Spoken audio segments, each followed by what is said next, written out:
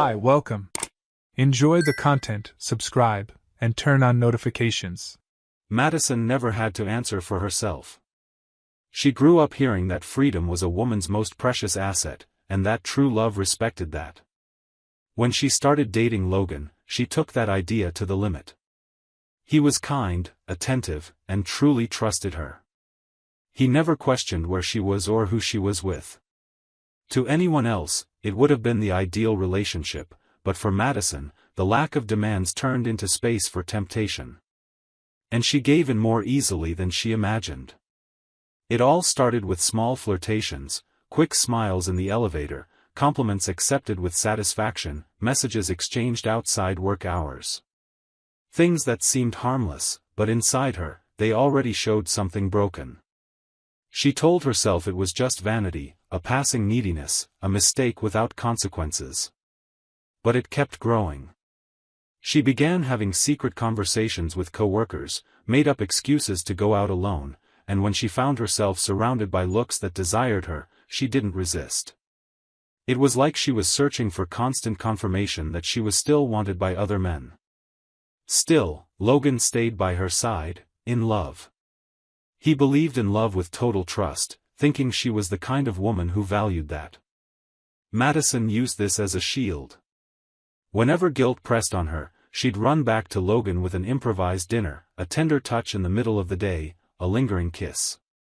She tried to erase her conscience with gestures of affection, and he received them all with tenderness. He believed they were building something strong, real, eternal. When the marriage proposal came, Madison froze inside. She felt a knot in her stomach hearing Logan's words, but smiled and accepted. She thought it could be a turning point, the mark of a new phase.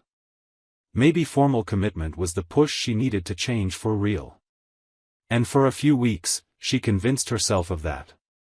She started avoiding unnecessary outings, ignored messages she once would have replied to immediately, and even distanced herself from some contacts. But she didn't deal with the root of the problem, she only masked it. The temptation returned the night before the wedding. They were in different cities that weekend, he dealing with event details while she attended a team gathering. It was supposed to be a normal night, but between toasts and laughter, a manager from another branch got too close. It started with a dance, then a whispered compliment, and soon they were slipping out the back of the hall. When Madison returned to the hotel, it was too late. She sat on the edge of the bed for almost an hour, staring at her reflection in the mirror, asking herself why she did this to someone like Logan. On the morning of the wedding, she put on the white dress as if putting on armor. She walked down the aisle holding a bouquet with trembling hands. On the outside, she looked beautiful. Inside, she was broken. When Logan held her hand and said he'd been waiting for this moment since the day he met her, she swallowed hard. She faked a smile and said yes. And in that instant, she decided to erase everything she had done before. She wanted to believe she could become someone else from that point forward. That Logan's love was enough to cover the wounds she had caused herself. During the reception, she kept up appearances. She danced with guests, kissed Logan in front of the cameras, toasted with their parents, and smiled as if she was certain about what she was doing. But the truth was that the weight of the secret she carried was too much. Every time she looked at Logan, she felt he deserved better. And yet, there she was, starting a life together built on the ruins of wrong choices. Part of her wanted to confess, to end everything before it even began. But the other part, the one that always preferred silence and pretending control, won. And so the marriage began, with a yes poisoned by lies, with a one-sided love, and with a woman who still didn't know how to stop running from herself. Everything looked perfect on the outside. But deep inside, Madison was already living a conflict that, sooner or later, would demand its price. In the first few months after the wedding, Madison made an effort. As if trying to make up for something. She woke up early and carefully prepared Logan's breakfast, chose loving words when saying goodbye, and kept social media filled with happy photos full of smiles and declarations. To those watching from the outside, they were the perfect couple. She even avoided gatherings with flirtatious coworkers and told herself it was a fresh start. Logan, meanwhile, seemed fulfilled. He was finally living what he had always dreamed of, a shared home, future plans, a routine of companionship and security. He saw in Madison everything he ever wanted in a woman: devotion, care, complicity. During this time, they rediscovered some simple pleasures. They spent nights playing cards, cooking together, re-watching old movies, and planning trips. Madison smiled often, but there was something behind that smile, a tiredness she tried to hide. As days passed, that effort started turning into exhaustion. She began feeling like she was acting a role all the time. The regret from the night before the wedding still haunted her, but she believed if she pushed hard enough, she could bury that past and maintain this new version of herself. But daily life started taking its toll. Logan's shifts increased, her work demands became heavier. Conversations decreased, spontaneous gestures became rare. Madison no longer had time to prepare his coffee, and many times, he didn't even notice. They started drifting apart. Small frustrations emerged. The wet towel left on the bed. Forgetting an important date. Fatigue being used as an excuse to avoid deeper conversations. Logan remained kind, but he no longer showed the same enthusiasm as before. He was adapting to the weight of everyday life. He thought it was natural for the shine of the beginning to fade over time. Madison, on the other hand, felt emptiness grow. Guilt no longer motivated her to improve. It became a weight she dragged every day. And with the distance, old thoughts began returning. The feeling of still being desired by others, the need to confirm her value through looks and compliments. She started dressing up more for work again, responded to messages from old contacts, and agreed to attend happy hours with colleagues she had stopped seeing. She told Logan it was to keep good relationships with the team, and he believed her. He was never the jealous type. One of her co-workers, Jared, was bolder. Always had been. Ever since the days when Madison was still engaged, he showed interest. After she got married, he stepped back a little, but never disappeared completely. When he noticed she was becoming more receptive, he intensified the compliments, used any excuse to touch her, created situations to be alone with her. Madison hesitated at first, but stayed around. Not because she actually wanted anything with him, but because she liked the feeling of power. The idea that she was still desired fed her ego, especially on days when Logan came home from work and barely listened to her. Messages with Jared became frequent. They started during work hours and continued late into the night. Laughter, teasing, suggestive comments. They hadn't met outside of work yet, but Madison had already crossed a line. She'd come home and lie next to Logan with her phone in hand, laughing at jokes he'd never understand. And even seeing her husband asleep beside her, she couldn't disconnect from that double life slowly regaining shape. One weekend, Madison made up a story about visiting her mom. Logan believed it without hesitation. He bought her flowers, sent a message late in the day saying he missed her and hoped she rested well. She spent the entire Saturday at a hotel drinking with co-workers, exchanging glances with Jared, flirting with the idea of repeating past mistakes. And when she returned, she acted like nothing happened. She prepared Logan's favorite dinner as if it was just another regular Sunday. What she didn't realize was that she was going back exactly to the place she promised to leave behind. All that she swore to abandon on her wedding day was now here again, disguised in new versions, under new excuses, but with the same intentions. Madison still believed she was in control, that Logan would never find out, that as long as she maintained appearances and offered a few affectionate gestures, everything would stay okay. But this was only the beginning of a cycle that, soon, would become impossible to hide. Their second anniversary arrived as a silent chance for a restart. Logan believed in it. Even with Madison's recent absences and growing coldness, he still saw in her the woman he promised to build a life with. He spent the week planning everything.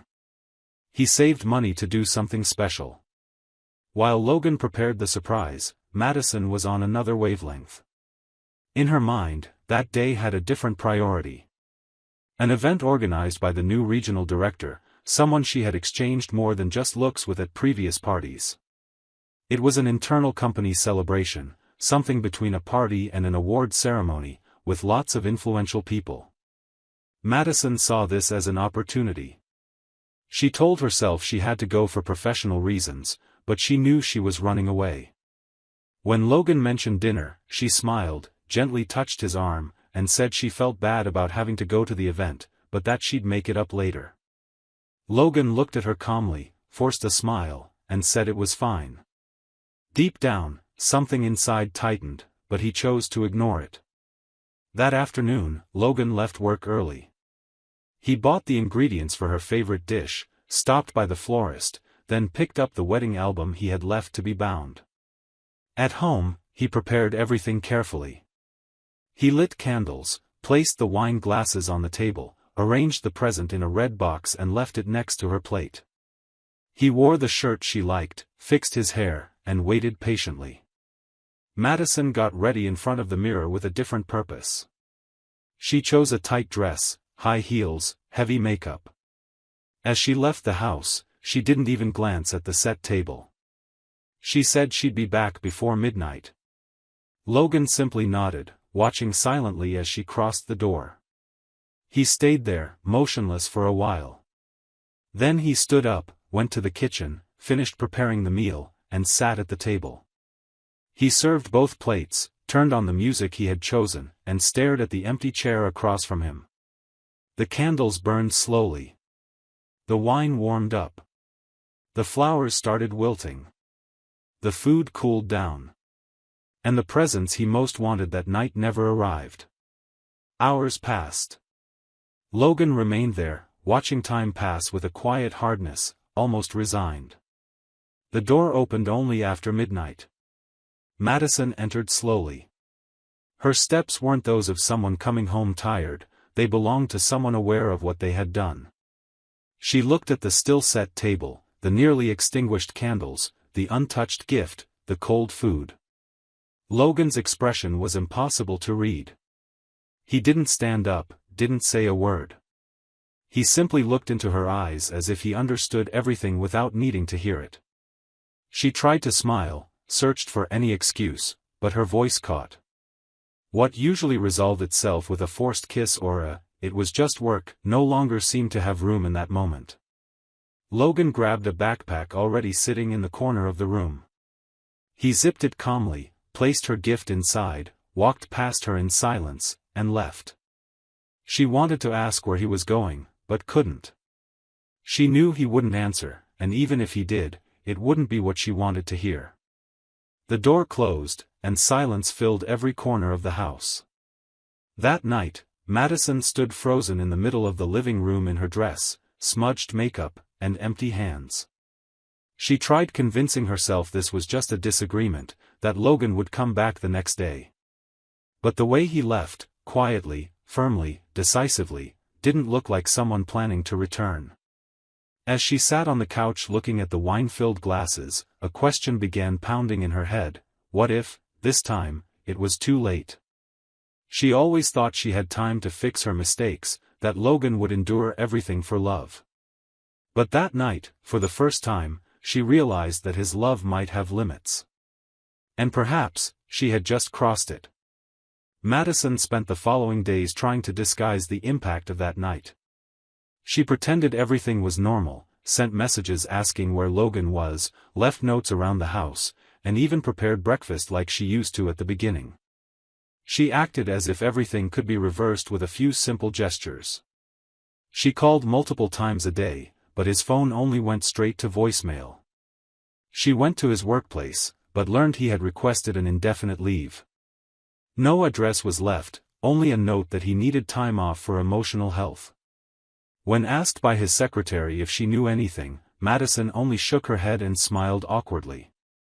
Inside, she was being torn apart by rising anxiety.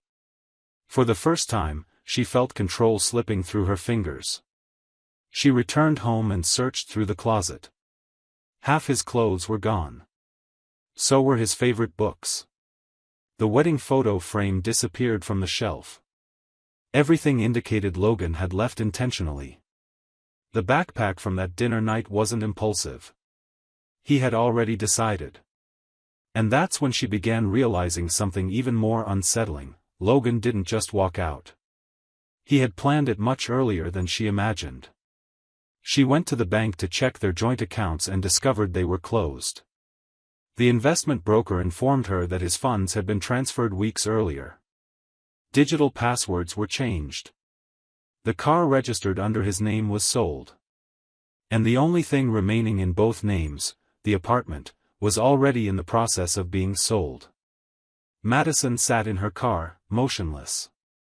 A knot in her stomach grew stronger with each discovery. That departure wasn't the result of an emotional explosion. Logan orchestrated his escape. Quietly. Calculated. Without leaving room for explanations or reconciliation. Desperate, she called his parents. His mother answered, but her voice was cold. She said Logan had visited to say goodbye and made it clear he preferred distance from everything. The only thing she said was, he trusted too much in someone who used love as a shield to act behind his back. Then she hung up. Madison started investigating on her own. She scoured emails, social media, old histories. Everything was cleaned up. Logan vanished as if he erased his own trail. And the more she dug, the more evidence she found proving he knew. One day, accessing his old laptop, she noticed a forgotten folder in the trash. Restoring it, she found screenshots of conversations and location records. Among the files, a short video, security camera footage showing her and Jared entering a hotel together. Beside the video, the sender's name, Mark T., a former logistics department coworker. She remembered him instantly, discreet, polite, but observant. He was the one who sent it.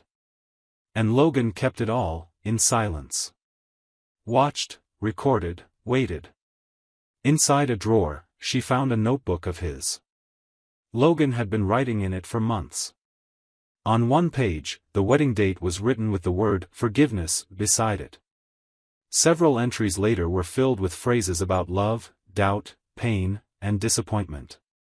On one of the last pages, a single highlighted sentence, "Some truths only hurt because we pretend not to see them."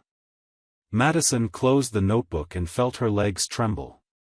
She destroyed the only man who truly loved her unconditionally. And he knew all along. In the following days, she had to face what was left, an empty apartment, bills to pay, and silence. Jared tried reaching out again, but Madison blocked him. She realized he existed only in moments when she needed to feed her vanity. There was no love, no affection, just distraction. Coworkers who once admired her now whispered behind her back. Her image crumbled, and nothing seemed solid enough to rebuild. Time passed and she found out Logan moved abroad. A mutual acquaintance told her he relocated to a small coastal town in Portugal. He taught music to children at a community project and lived simply. He bought a bicycle, learned to cook, and grew close to a woman named Anna, a teacher at the school. Madison searched for photos and found one of him smiling, surrounded by kids with a guitar in his lap. The last time she saw that smile was in the first month of their marriage. She tried contacting him. Sent emails, messaged through platforms he barely used, wrote letters and sent them to the project where he worked. Never got a reply. His silence spoke louder than any words. She, who always believed she could reverse any situation with charm and arguments, now found herself facing an abyss she had dug herself. Logan didn't hate her. He simply chose peace. Madison sold the apartment, quit her job, and moved to a distant neighborhood. She tried starting over. She began studying psychology, maybe as a way to understand her own behavior. But every wedding anniversary, she sat with a glass of wine, listened to the song Logan chose that night, and thought about the chances she wasted. What she learned is that love isn't built only with declarations or promises. It's made of choices. And she made the wrong ones, one after another, believing forgiveness would always come. But Logan didn't leave because he stopped loving her. He left because he decided to love himself too. And that was the hardest lesson Madison had to learn: not all silence is emptiness. Sometimes, it's a clear answer. The most final one of all. Suspicious of your wife or daughter-in-law? Don't go through what we saw in the video. Check the link in the comments and get the ebook with valuable tips and investigator-approved sites to clear your doubts. Thank you for watching the video. If you enjoyed it, don't forget to subscribe to the channel and turn on notifications so you won't miss any updates. See you next time.